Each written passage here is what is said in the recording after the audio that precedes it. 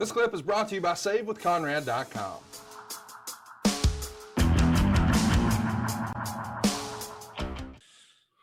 The Nasty Boys are also let go around the same time.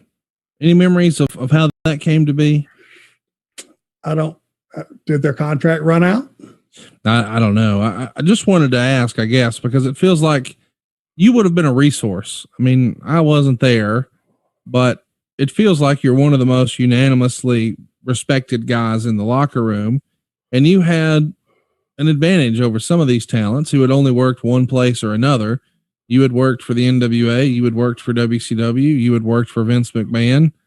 You knew a thing or two about a thing or two.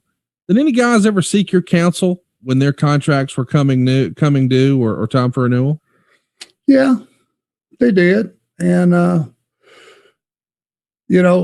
again, it's like, look at what you're offered. If you feel like you're worth more,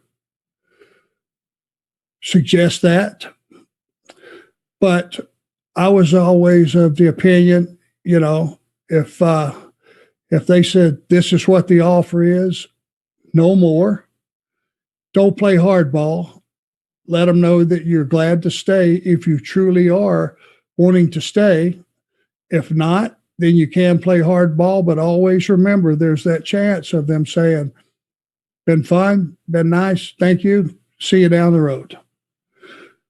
That was the way that I conducted my business, and I always thought, because WCW was 3-year contracts.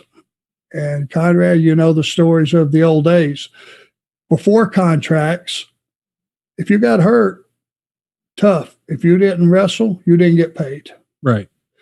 And if you had a really bad injury and you weren't that important to the office, if you were a middle guy, it's going to sound really cruel, but it's the way it is, or an underneath guy, they would probably just go, okay, go get well, but it's been nice. Right. Could be the end of it. So those 3-year contracts were guaranteed. And, even if you weren't worth or going to get what you thought you were worth, the fact that you would get a 3-year contract guaranteed, rain or shine, you could plan your life around that. Your wife can plan your life around that.